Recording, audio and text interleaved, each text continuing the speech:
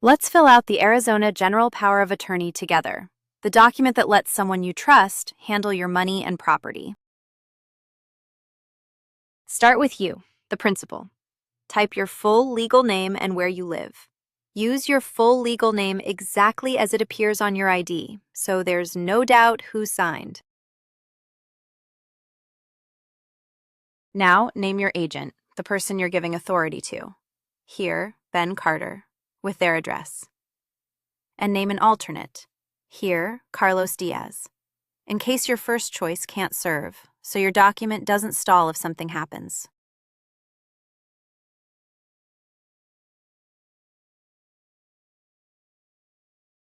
Now the powers.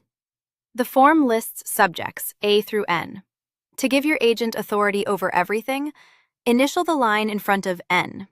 To grant only some, initial just those specific lines instead. Then choose when it takes effect. Here, effective immediately.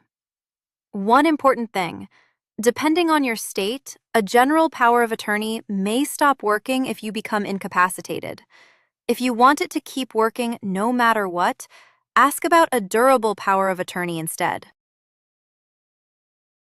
Finally, print your name and date it.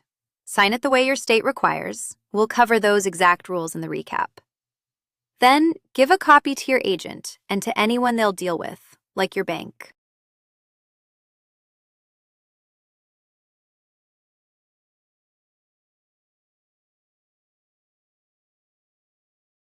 First, the document needs to be signed or marked by the principal.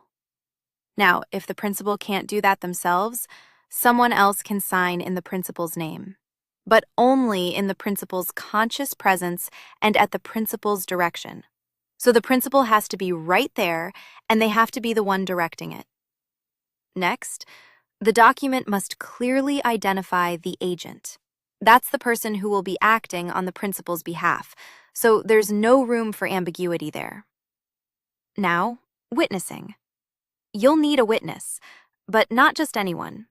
The witness must be a person other than the agent's spouse, the agent's children, or the notary public.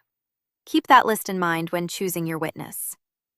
And speaking of the notary, the document must be executed and attested by its acknowledgement by the principal and by an affidavit of the witness before a notary public. The notary public then evidences all of this with their certificate under official seal.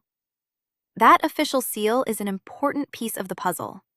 So, to recap, principal signature or mark, clear identification of the agent, a qualifying witness, and proper notarization with that official certificate and seal.